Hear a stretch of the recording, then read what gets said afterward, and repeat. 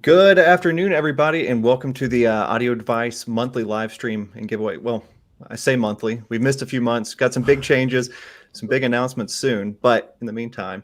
We're joined here with some new faces, some familiar faces, some old faces, some young faces, just faces in general, to talk about the new JBL MA and Stage series. So I think some introductions are in order. So Harrison, you want to kick us off? And we like to start off with a fun question. So tell us who you are, what you do, and tell us what your first system was that really got you into the hi-fi world. Yeah, hey guys, thanks for joining the live stream today. So I'm Harrison. If you've watched our YouTube channel before, you've probably seen me on a few of the reviews here. So I'm reviewing the products and writing some of our articles and, filming all the videos and whatnot. But yeah, my first system actually was a Heiko system. My first true system was a Heiko system. So, I got a left and right speaker, a center, and an AVR. And that was sort of my dive into it a few years back. And I say that's my first true system. I've had other small ones in the past, but that's what really got me into all of this. And it's only been, it's a slippery slope from there. So Awesome. Well, Jim, thanks for joining us. You're a familiar face on here. Yep.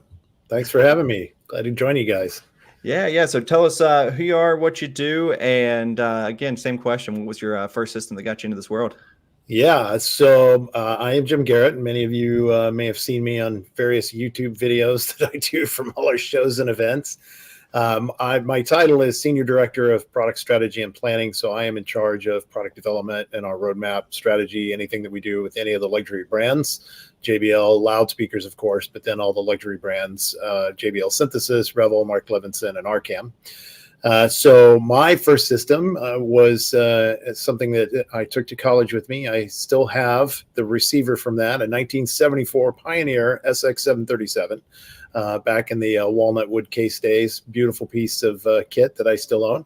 Had a some 80s era Pioneer CD player that I bought to go with it, and then Advent Legacies were my floor standing speakers with a lovely pecan wood top and wood kick panel on the front of it. So a great pair of speakers, which at the time gave me one of the loudest stereos in the dorms. So in an era of rack systems. So if that gives you any idea, not that the gray hair didn't already give it away.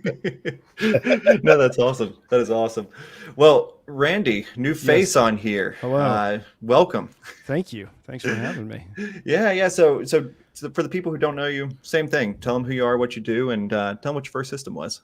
I'm Randy. I'm the Cheap Audio Man. I have a bit of a YouTube channel called The Cheap Audio Man. So if you're not subscribed, run on over and check out some of my videos. I think there's over 1,000. The year was 1987. The CD player was an Emerson CD player back when Walmart sold actual components, separate components. I had a used realistic receiver, 12 watts per channel, that I got from a furniture store. And the speakers were a set of Kenwoods that had I think they're 2 10-inch. One was a passive radiator, and that was before I understood what a passive radiator was. So I just told everyone, hey, I got 2 woofers on this speaker. But yeah, that was, my first CD was In Excess Kick and Poison. I can't remember. Nice. Never Open Up and Say Ah. That was it. Yep. Whatever year that was when I got it. But before that, I had some other stuff, just not true hi-fi. This week was the anniversary of the release of the Kick album. So, oh man, really, that was such a great record. Huge fan. We just had Gary Beers was in here at the office recently. So for me, I could fanboy and meet him again as I met him in college on the Kick tour. So, nice. So a little bit of kind of a lesser known thing about NXS. If you've ever seen the movie and you, Harrison and Nick, you probably haven't seen this.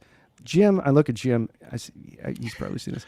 The movie is called The Lost Boys, and it was the first teen vampire movie. Like before teen vampire movies were a thing, this was the first teen vampire movie. And NXS was all over that soundtrack. It's a great soundtrack if you haven't heard it. Absolutely.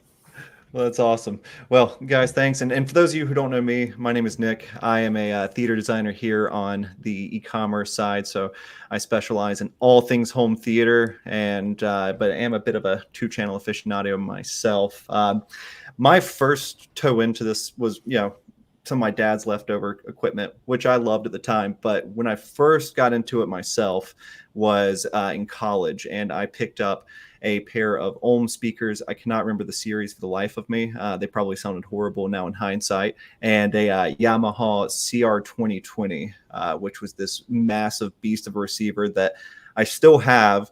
I don't even think it works anymore. I think the power switch works or is broken, so I just have to plug it and unplug it into the wall. But I've hauled it around 6 moves, so I am sick of carrying that thing around. But I have to keep it as a kind of an homage. So, but cool. So just to give everybody a little presentation, what's going to happen today, we are going to do some Q&A. So this is all going to be driven by the audience.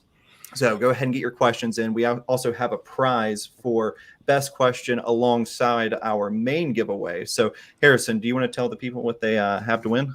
Yeah, absolutely. Guys, this is a really, really good giveaway. If you haven't seen it yet, we're giving away the MA310 AVR from JBL, a pair of the 260F floor standing speakers, and the 220 subwoofer. A really, really, really good 2.1 system that also looks incredible, as well, as you'll hear us talk about today. And also, like Nick said, keep spamming all those questions. We'll try to get to as many as we can today. We are going to pick a best question winner, and that person's going to get a pair of the 250B bookshelf speakers. So again, really great giveaways. So make sure going and asking all the questions you can, and we'll get to them as many as we can today. Do we need to put an asterisk on this thing too, or asterisks, because this stuff is actually coming from my house, which is right. It's in my house. So what you've seen in the videos, latest videos, that's what's coming. So if it's a scratch and dent, I put it there. So don't blame anybody else. This is Cheap Audio Man original. Yeah, that's right. I think they should get the option for an autograph on these as well. Oh yeah, that would cause it to go down. It would get returned. They send us back something that doesn't have scribbles on it. Well, so Jim, do you want to just tell us a little bit about the lineup before we kind of dive into all the questions? Just tell everybody what's all about. Yeah, sure. So we created these products. We did the global launch for these, the American version that we did here in North Hollywood back July 17th. And so this was a new product line for us. We typically in the luxury audio group are not developing these types of products. There's a different group within Harman that does it. But for us, as a traditional component audio type of product, we saw a need and an opportunity to do something a little bit different in a very mature category, of course. And for us, we were also looking for, within the Harman product portfolio, how could we bridge the gap of people that have come up through our portables and headphones and soundbars and are looking to get into something better, something higher performance. And a lot of those people are traditionally turned off by component audio due to its complexity and anything else about it. So that was kind of where this all started. The loudspeaker part of it happened first. We had the Stage series of loudspeakers that have been well regarded out there. We felt we could up the quality of them in terms of their design. And then, of course, once we were on that slippery slope, we started improving the performance of them and put in, the new HDI geometry on the horns and waveguides and better tweeters, better woofers, better crossover networks, and off the slope we went. The receivers, again, were how do we approach that with a different mindset? And we wanted to create something then that would allow somebody that's maybe at a soundbar and was looking for something better to jump into true component audio, but have it be that same simplistic type of product like soundbars are. So it's also that, traditional component audio is, as we say, the sea of black boxes and all these products with tons of buttons and controls that I don't know what half of them are. I don't need or want half of them, and if you're selling products, and I've told this wonderful story about this great AVR that you wanted to buy, and then let me tell you about a completely different brand for the loudspeakers. So it was a little bit of those things all together that helped us define the product mix the way that we did.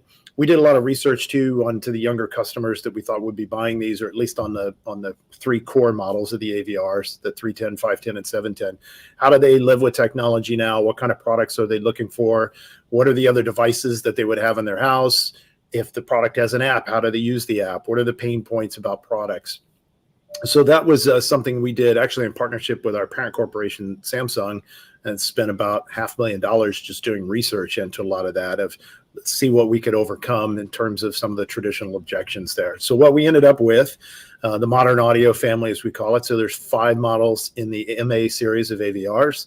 310, 510, and 710 are the standard ones, very small size chassis. And then we have the 2 HP models, which are the high performance versions. And then the matching loudspeaker range, stage 2 loudspeakers. There are 8 models, 2 floors, 2 books, 2 subs, a center, and then our it's a surround / Atmos elevation speaker, which is seen in that image. It was just there. So together you can put together some pretty amazing combinations, all the way from a 5.1 system for about $1,700 US retail up to a big flagship system that could be, just under $6,000 with a hybrid of our architectural speakers even. So a lot of different ways to configure these, from 2-channel to multi-channel systems. Very cool. And Randy, you've had a chance to play with the speakers. You haven't had a chance to get your hands on the receivers yet. I got the receiver. I got the you got the receiver? Yeah. Awesome. Yeah. Well, what are your first impressions?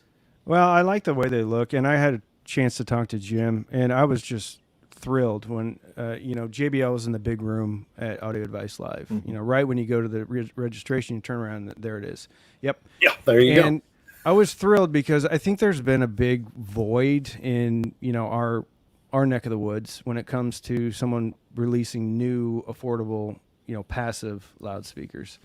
And so talking to Jim, guys that are my age and, I'm nuts about hi-fi, right? So I know all the high pass, low pass filtering, all the stuff, right? But when Jim told me, like, this is really designed for the next generation of home theater enthusiasts and hi-fi enthusiasts, I'm like, this is brilliant. Because Yamaha had come out with a nice looking kind of 5.1, system that looked good.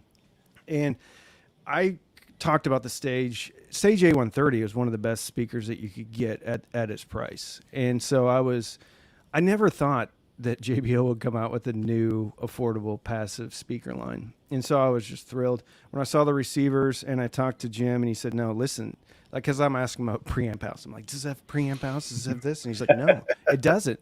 And he goes, and I'll tell you the reason why it doesn't, because it's simple. We want it to work, and we want, folks that maybe don't have as much experience, as the diehard home theater enthusiasts and hi-fi enthusiasts to be able to make this work. And I can attest it works great. It passes the when I'm not out of the house, the kids can get sound out of the TV test, which is always good because HDMI handshaking is like the bane of every home theater enthusiast existence, because the wife calls or your spouse calls, there's no sound out of the TV, and you're like, well, unplug this, power cycle this, unplug the Apple TV, and then it should be fine. Anyway, it sounds great. It's typical JBL sound, super clean through the mid-range. No issues between male and female vocals with the handoff, which can be a problem with some speakers right around the crossover point. So great mid-range, great imaging soundstage. So typical JBL, just an improvement, and they look better than the Stage A130s too. Yeah, we got a chance to, I think I only got to hear these Audio Advice live, and I loved them. Yeah, we had kind of an after party in there, and I think that system was playing like just nonstop the entire time because everybody wanted to sit down and hear it. So it was awesome. But well, let's go ahead and kick it off with our first question. So Jim, how does the Stage series differ from the Studio series? Well, the Stage series is the entry level in the JBL product portfolio. As I mentioned, we in the luxury audio business units, we now manage all of the traditional component loudspeakers from stem to stern. So we do have this foray into more mass market products with these. So Stage has traditionally been that first level of component loudspeakers, and then the Studio series has sat above it, which has either been, Studio 2, Studio 6 currently, and before that, the Studio 5 range. So this is our most affordable loudspeaker in that respect. The Stage series right now, Stage 2, quite a bit newer than the Studio 6 series that's above it. So actually, we try to always engineer as much performance as we can for the dollar. And it's a challenge at these lower price points. These start at $299 a pair. So it's a much more affordable product range. So the challenge is, how do you extract as much performance as possible out of it? At the same time, we wanted to make something that looked really attractive on it. So when you get to the Studio series of products, currently a Studio 6 uses a compression driver, and that's going to be the primary difference between these. We're using a dome tweeter with an acoustic lens in front of it and mated to a waveguide slash horn that's in these products. So that's probably the biggest difference between them. There's, a little more cost that's put into the networks and the drivers and things when you can get to those higher price points. The Studio 6 are almost twice the price of the Stage 2 series right now. So those are some of the core differences between them. Very cool. Well, while on that topic, and this, anybody can jump in on these questions too, but can you talk about why a waveguide is beneficial? Yeah, the challenge that you have, of course, with a traditional dome type tweeter is just controlling its energy, depending on where it's at in its frequency range, whether it's beaming or how wide it's going to be. So there's dispersion control directivity, as we would call it in these products, is how can we get these to integrate as well as possible with either the mid-range or the mid-bass or the woofer that's directly below it. So to control its dispersion characteristics at that crossover point. The other part of it, for anybody that knows Harman and our science there, looking at first reflection responses in the room, how can we control that energy? How do we make sure that the off-axis response is as close, if not identical, to the on-axis response, so that you don't get any distortion characteristics, I guess you could say, from those first reflections not being identical to the on-axis ones. So in that case, we've used waveguides and horns for many, many years. Typically with a compression driver as a horn, you have some way to acoustically couple to the air that you're in it. But with the tweeters and things that we use in these products, they tend to be more waveguides, not as deep of a device. But that is that, and it does, again, give us that dispersion control into a room so that we're directing as much energy directly to you as the listener, but also integrating with the rest of the drivers in the system. We've continued to evolve these years and years and years of continuous research that we put into these. So this is this current geometry that's used in these Stage 2 loudspeakers. It's a variation of our high definition imaging geometry that we've used in products, which, if you're familiar with the products that we make from this product range all the way up to synthesis, you'll see HDI called out on horns and waveguides. But the geometry itself, there's a core fundamental principle that they're all based upon, but we will continue to iterate and evolve and make these as good as they can be. And of course, modifications done for the specific drivers that they're connected to. Very cool. Yeah, Randy pointed out something pretty cool in his video. I think it was your video, with the waveguide not being completely flat at the top, or the edges of it. And I hadn't noticed that it was almost like it was waved inside the horn. Oh, that wasn't you? No, that's way too technical for me. I just say this is brown, this one's white. Sounds real nice. It makes noise. Well, I can't remember. Sorry, I can't remember whose video it was, but it wasn't me. Yeah, somebody that looked like you.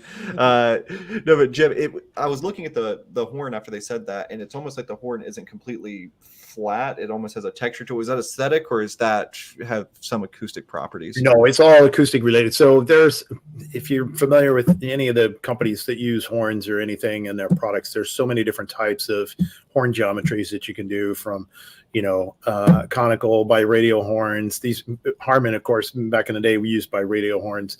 Other horn-loaded loudspeaker companies use different geometries, like Tractrix, which is a variation, a combination of a couple different types of horn geometries. For us, HDI came down to, again, the evolution of how we were looking at horizontal and vertical pattern control, but what about all the oblique angles that were in between those two, in order to, again, look at the overall power response of the loudspeaker and how it can perform in a room. And those are the things, again, not being an acoustic engineer. So just to, be a precursor to anyone who starts asking deeply technical questions, I merely play an engineer on television. But if you look in here, so it's hard to see on the white one. If I had the black one in here, it might be a little easier to see. But if you catch this reflection here on the sides of either one of these, you can see the technical term I would use for that is a pinchy point. But you can see where it's like there is no real straight edge to this. So the geometry varies. If you're all the way down here around the throat, where the acoustic lens is, and where you're around the edge of the tweeter dome, the geometry that's there you go. There's the black one. Thank you very much. And it does kind of disappear into blackness there. But you'll see the geometry varies all throughout this. So there are some kind of humps and waves and parts that are down here in the bottom part of it. And then as you're working your way out to the mouth, the device. So first of all, of course, we're going to blend into the baffle when you're all the way out here at the edge. But again, it's a lot of research into that geometry of how does the sound radiating out of this tweeter device here at the bottom of it through its throat all the way out to the mouth. So that geometry results in a rather unique looking horn with all these different waves and bumps and lumps and things that are in it, but they're all purposeful. So they're all, it's not, none of that was done to, hey, let's make something that looks cool. This was all form followed function. That's the way it looked because that's the way it needed to perform. So, and yes, for those of you that are watching, they do come in both black and white. So, Yeah, no, that was a perfect A/B comparison. I was like, I feel like Harrison and I needed. Look at that. yeah, that's actually, I have the 240. He's got a All right, 250. Jim, go to the side now. Give the Yep. profile. Yeah. There you There we go. go. Very nice.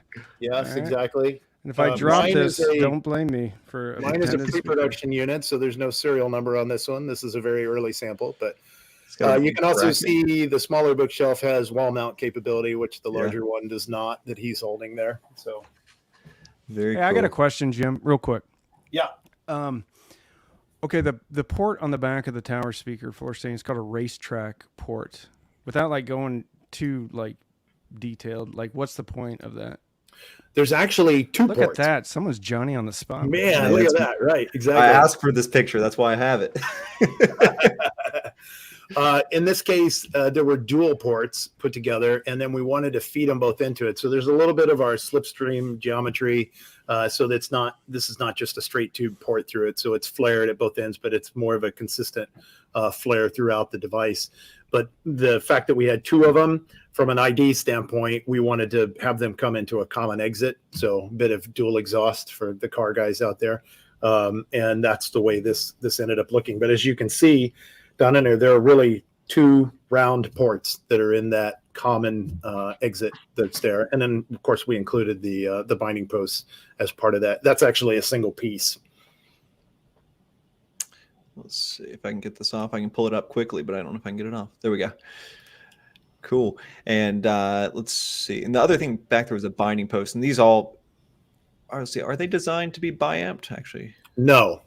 So what you're looking at on there, there's two things happening. So this is the back of the tower. So the 260 and 280 both have this port configuration on the back, but both of those are Atmos enabled. So again, we didn't figure this was the type of customer who was ever going to buy wire these, but if you were getting into an Atmos type system, then of course with the elevation module sitting on the top, you've got another set of speaker cables dangling down the back of the speaker.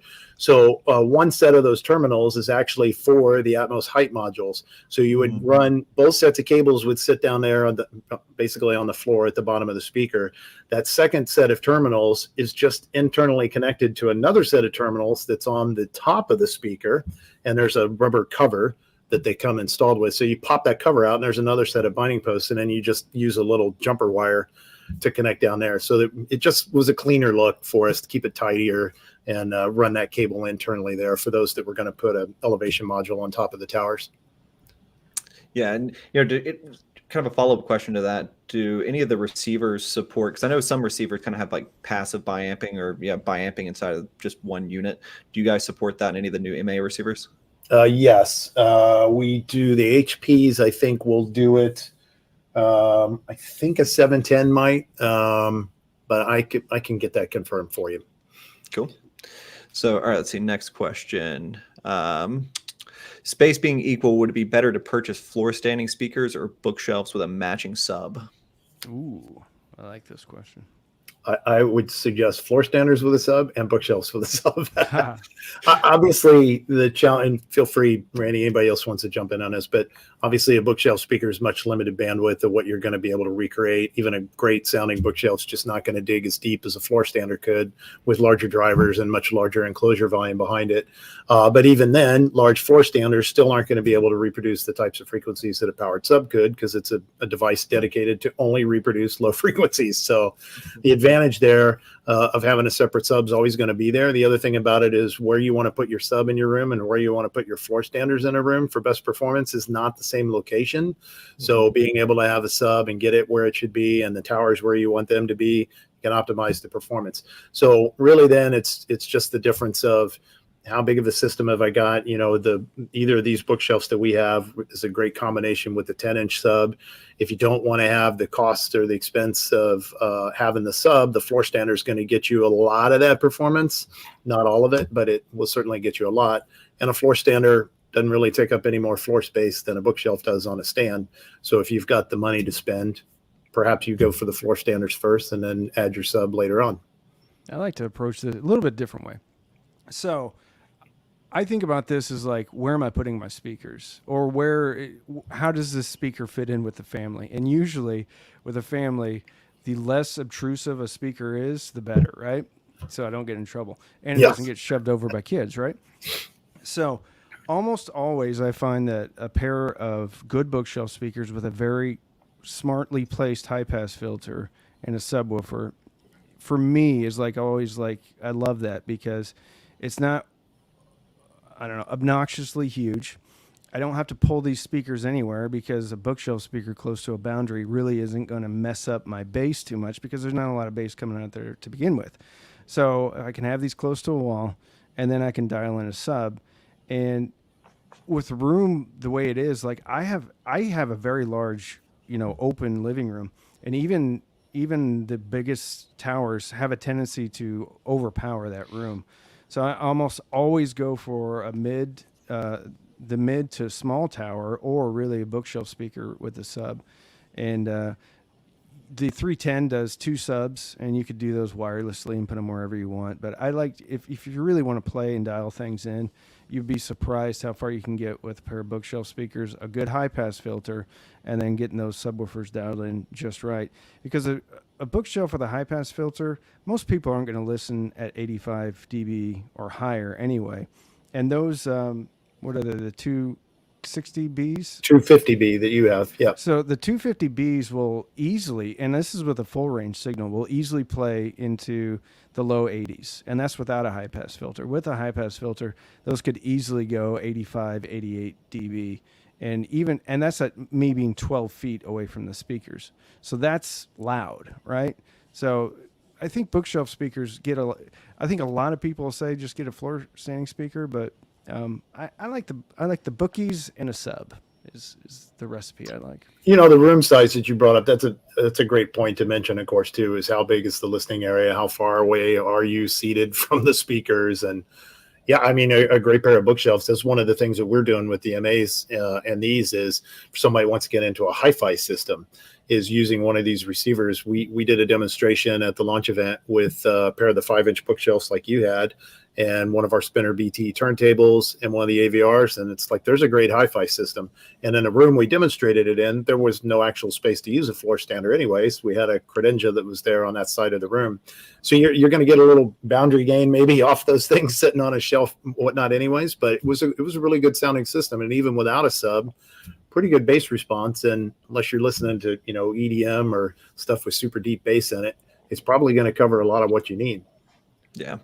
Yeah, I'm of the same philosophy. Now, I go with smaller towers myself. My theater is pretty small, so I've got the 226 BEs from Revel and the HDI 1200Ps, so Harman system. They don't pay me; they make me pay them. So no, but yeah. I'm kind of the similar philosophy of adding a sub onto any system just because you have the freedom of placement for your subwoofer, which makes a huge difference because you can change the sound of your bass by placing it anywhere within the room. Yeah, and there's a lot of subs out there with EQs and stuff like that you can bring down troughs and stuff.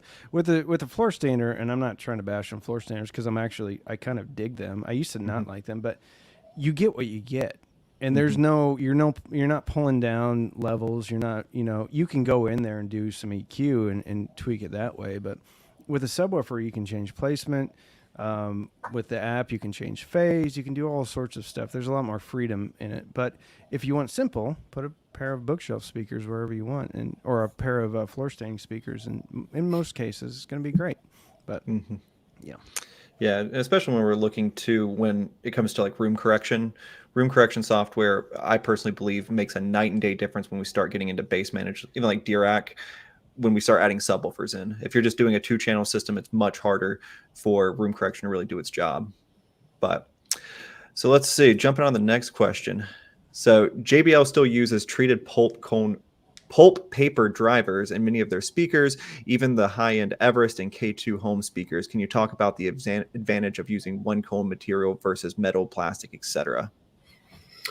Yeah, so if you talk to any acoustic engineer, the paper cone is always the route they want to go because it's just the ideal combination of weight and stiffness. A lot of the cones that we do are treated in some form or another, whether it's our polyplast, aquaplast. There's a couple different ways. We also do some hybrid cones with other things mixed into the pulp.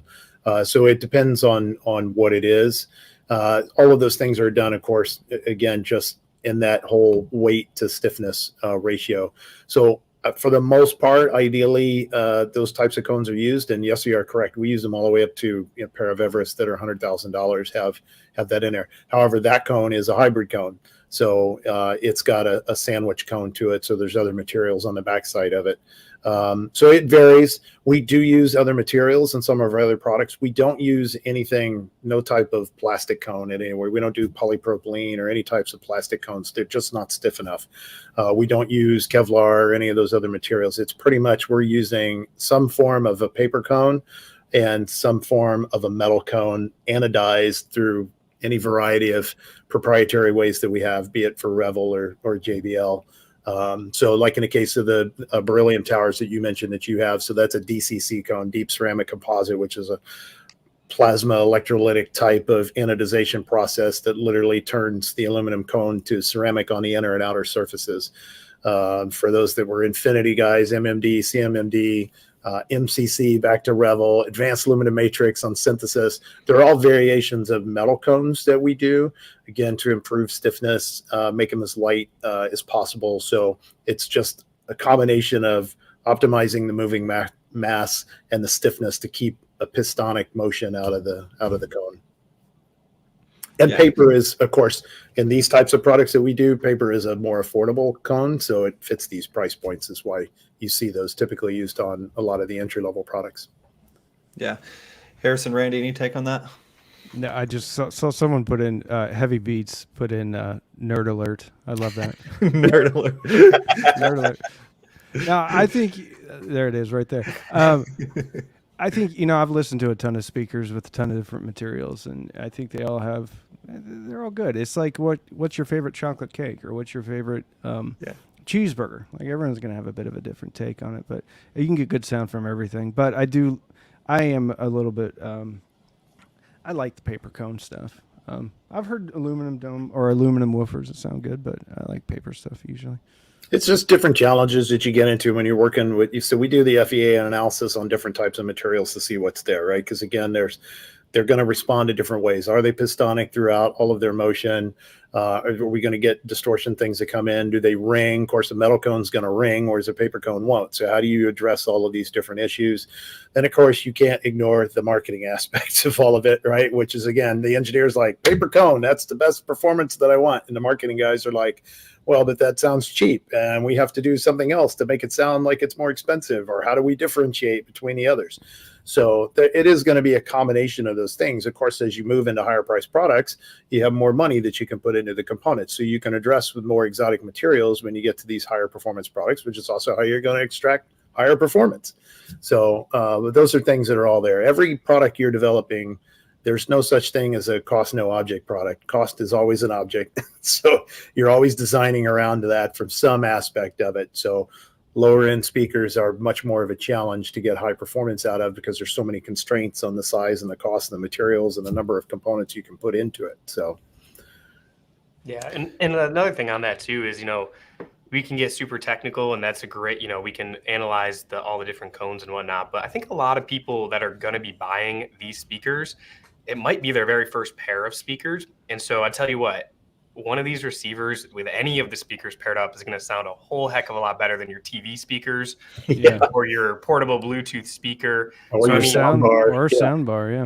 Or even a soundbar. Even two bookshelf speakers is going to have way better imaging than a soundbar. So yeah, we can compare it to higher end and all this different stuff. But at the end of the day, if this is your first system, it's going to sound phenomenal over what you have, no matter what the technology, compared to a higher end system is. You're going to have great sound with all of these. Yeah. So I don't know if there you go. You can see. So this is the woofer out of the bookshelf that Randy was showing you. So this is the 250B. So that's a $399 retail product. So that is a polycellulose, if you want to call it, a paper cone with a very mild treatment on it.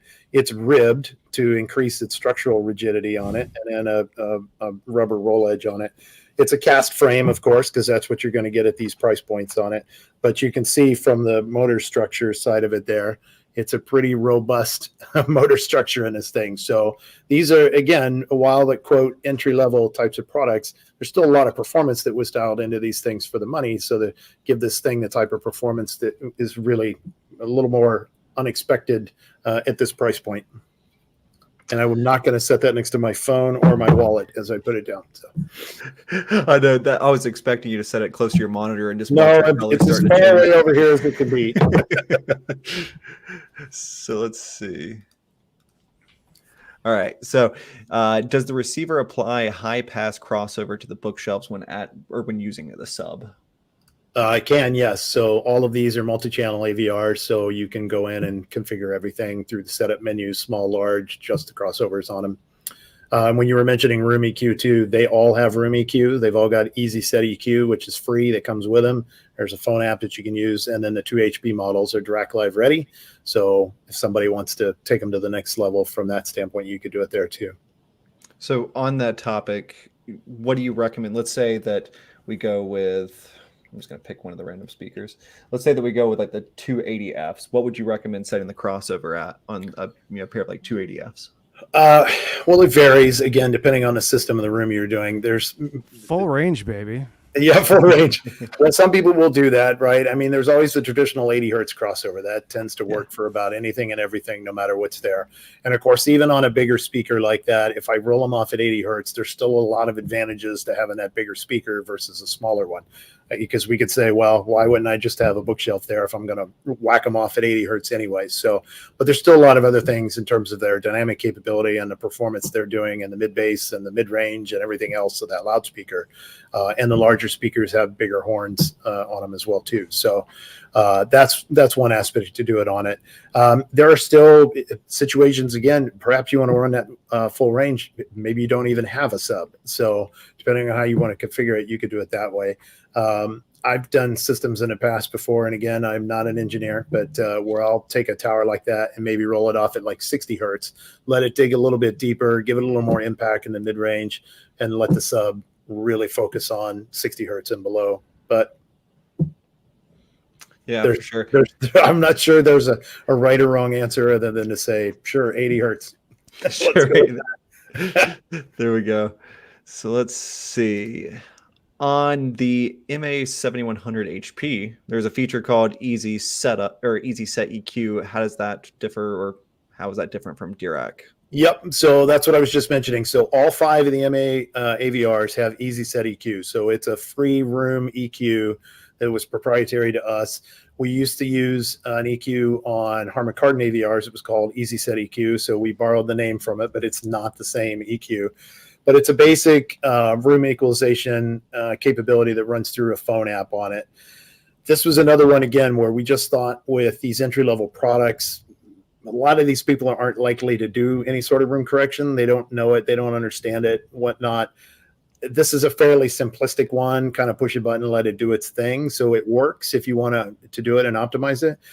We did not see on a $399, $599, $799 AVR that any of those people would ever use anything like Dirac, because they don't know what it is. And I have to connect my computer to a microphone and multiple measurements in a room, and it uploads. And that's not this customer.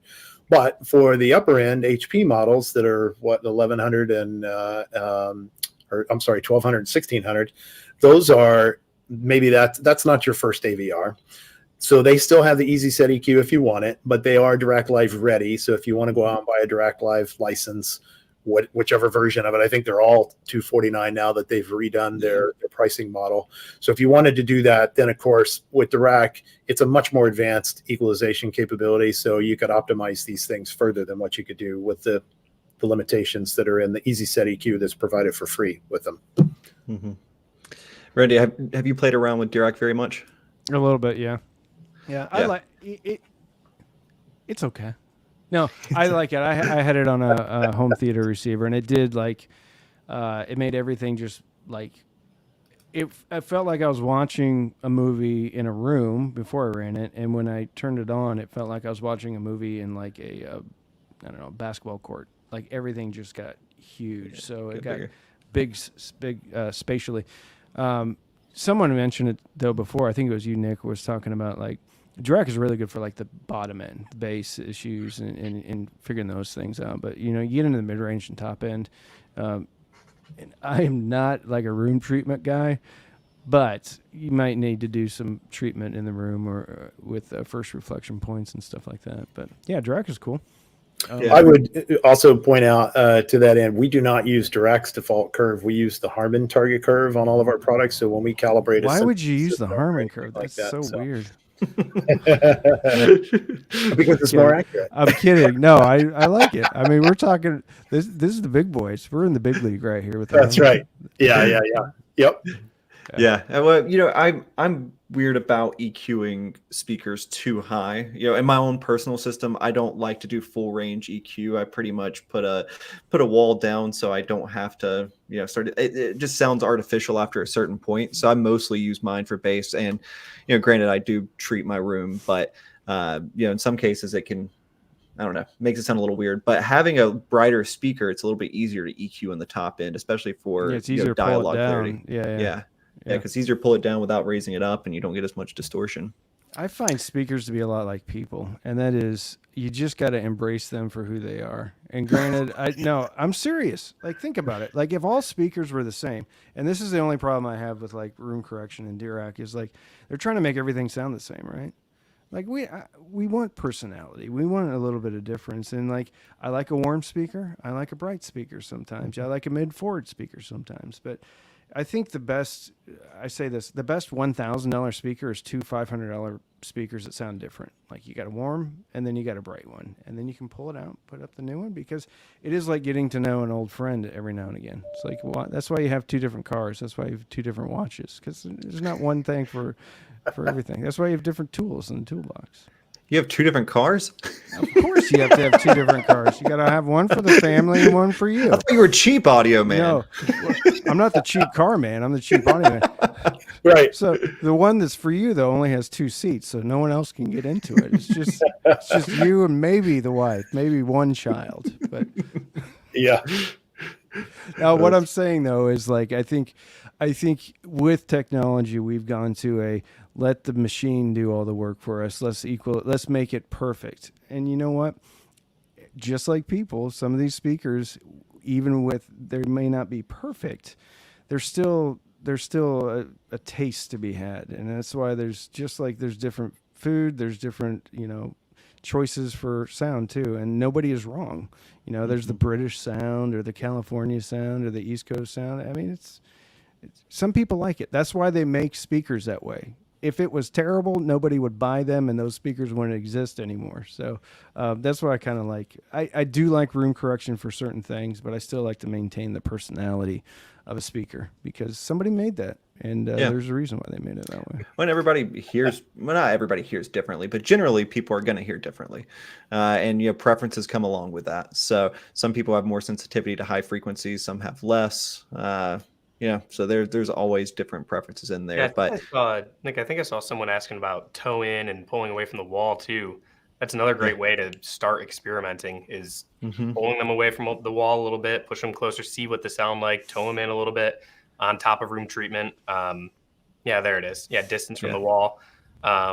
Recommendation wise, I always start whenever I'm testing them, I start a little bit closer to the wall, and then I slowly pull them away and away, and test them at all different locations so that we can do it in our test lab. Because again, like Randy was saying, everyone has different rooms and different tastes. So it's really about experimenting. And then same with the toe in. I always toe my speakers in slightly, but again, it could just be the style of speaker and your preference. I don't know if anyone else has any recommendations on that. Yeah, you could do the Samico master placement if you've got an entire day and want to get sick of Ballad of a Runaway Horse.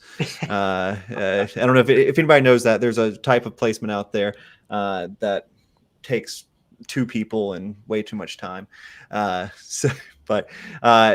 Jim, Randy, any thoughts on that? On toe in?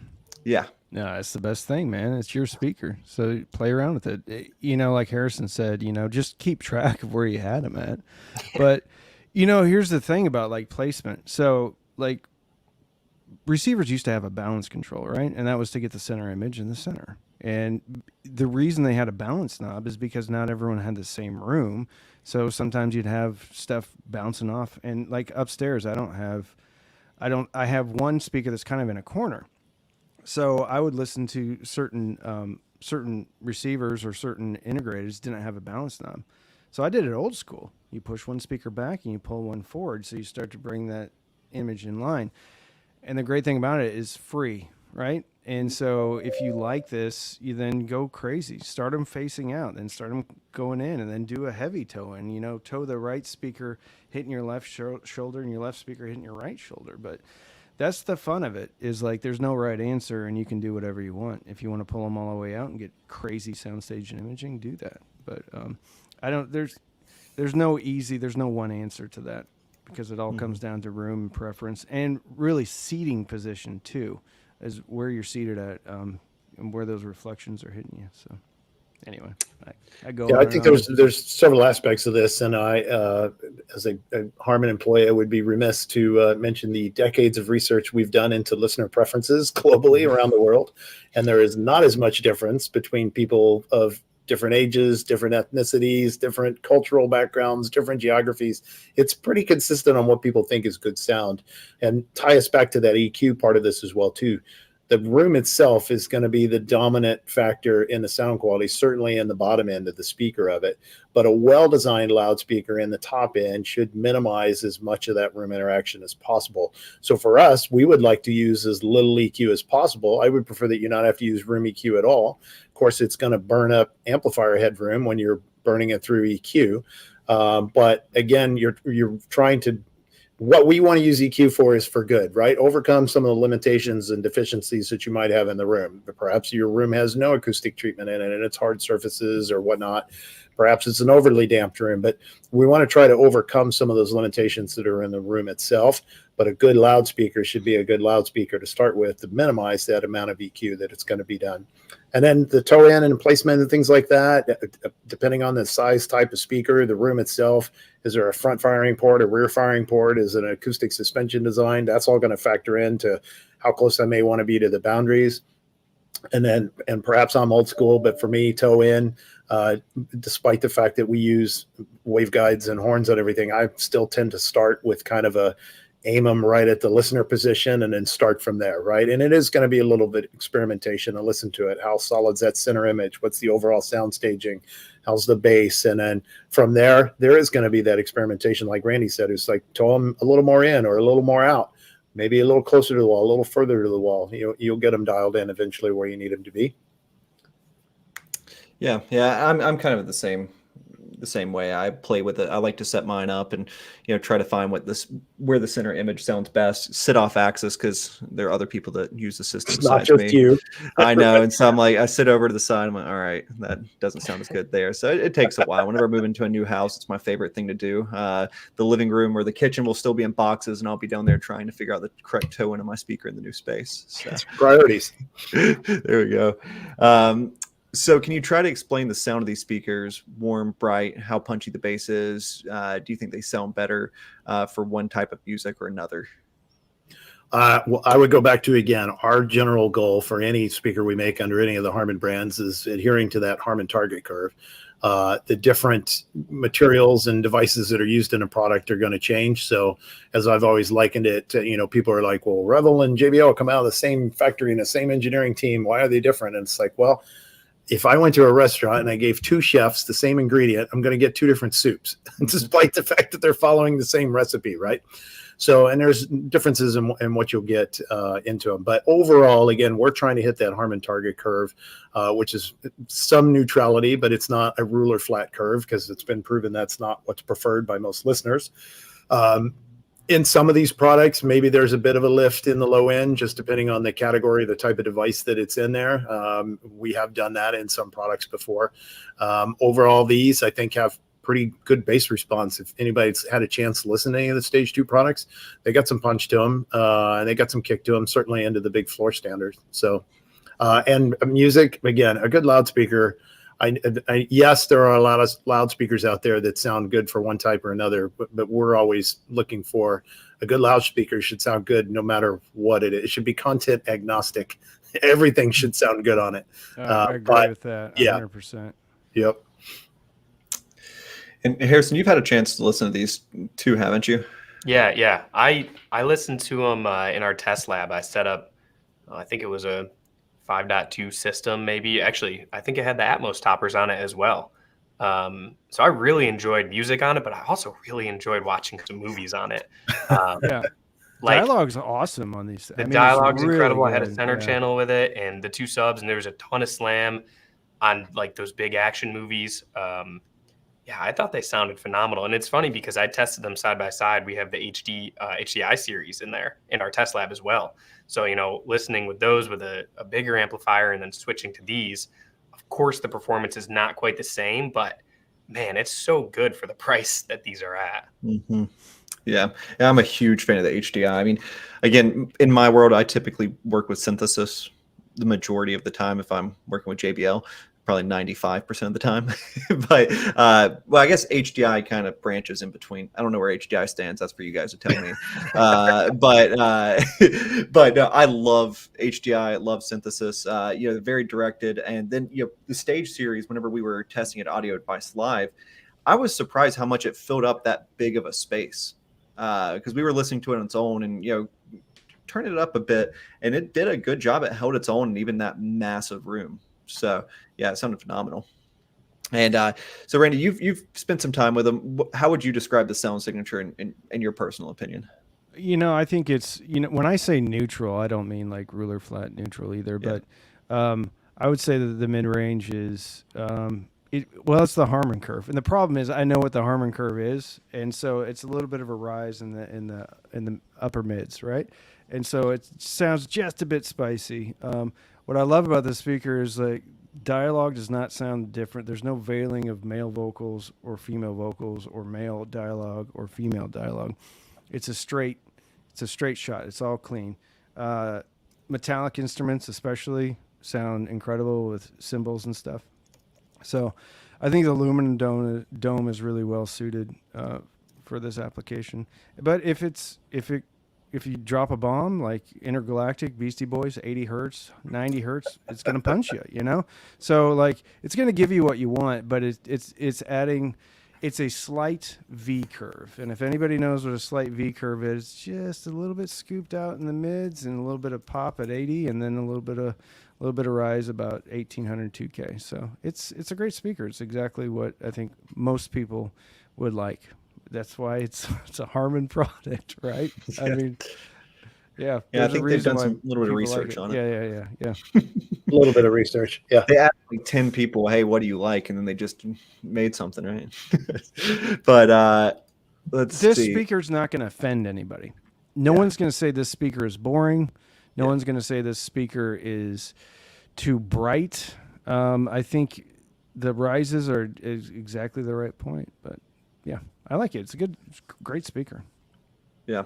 So is it true that in order to hear the best sound stage, the distance between the listener and each speaker should be the same, forming an equilateral triangle? On paper it is. I mean, in practice though, that if you actually, I mean, really, it's the truth. Like, I find if I get a little bit close, so if the speakers are 10 foot away, 10 foot away from each other, if I'm at 8 feet, I actually find that that's a better sound stage, and the speakers tend to disappear.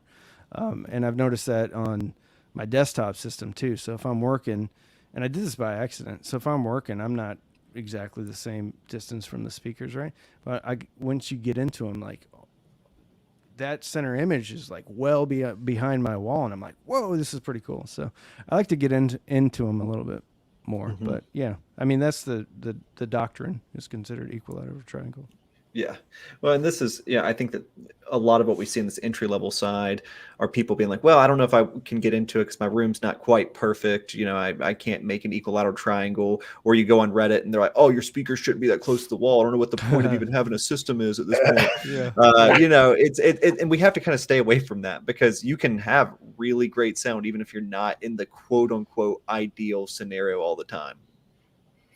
Yeah, 100%. And I think most people, on paper, sure, an equilateral triangle, everything's all equal distance. That's great. But, in most cases, they're on average, let's say maybe 8 feet apart for the front speakers. And in a typical American listening room, you're probably roughly that distance away when you're seated, depending on how big your TV is, right? So you're probably going to end up somewhere close to that. But if you're not, it's not a concern, right? Maybe you're seated close to that. Maybe you're 8 feet away. Maybe you're 12 feet away. Maybe the speakers are a little closer, a little further apart. But it's also going to depend on what are those speakers that you have and how they might react to that. And back again to that idea of toe in and things like that, of how well are they going to work. And maybe you just don't have the space and I got to slam them up closer against the wall and be a little closer to them. You can still find a way to make it work. And I think that comes back to, again, in this range of products that we're developing is more for that first time person getting into this, the idea of component audio from that standpoint. And they've probably come from something like a soundbar or some other device where this is a massive step up in terms of performance from them. And dialogue intelligibility, as we said, the number one thing. Why are people buying a soundbar in the first place? Because the sound of the TV is so god awful, you can't understand what anybody's saying, right? But then you get to a lot of soundbars and you're like, well, it's better, but it could be better. And that's, I think, those are the things that we think when people sit down and listen to one of these systems for the first time, you're like, wow, dialogue is clear and intelligible. Things are set up, there's sound stage, there's space, there's depth and bass impact that I didn't have before.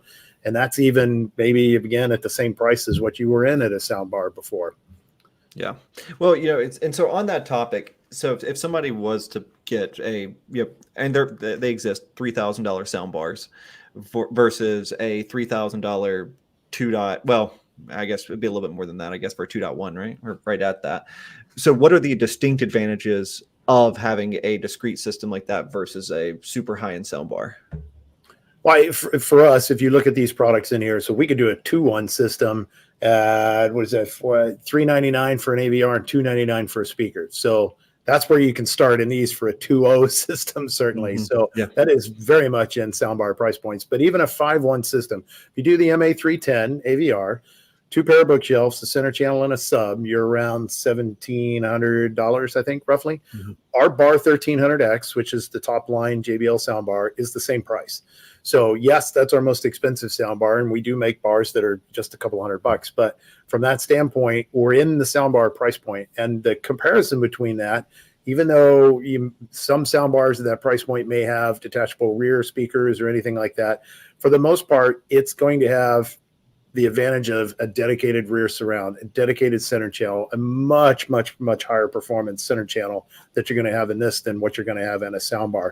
So again, that the performance capability in terms of discrete surround is a massive jump from that type of product. Dialogue clarity, huge jump. Bass impact and performance, big jump.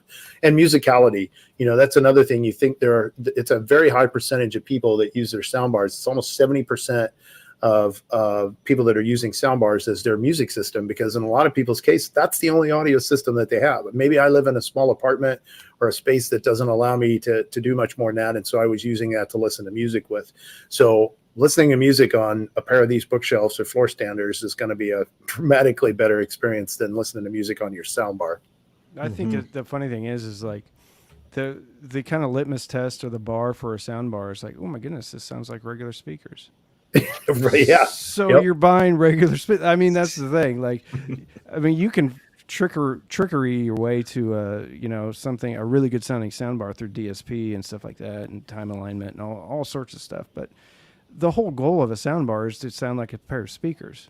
So why not just buy a pair of speakers anyway, with a decent center channel? And the great thing about these JBLs is, and I don't want to take any money away from you guys for not selling center speakers, but the great thing about these things is when you get them dialed in right, if the mix is good enough, you don't need a center channel because the dialogue is so good.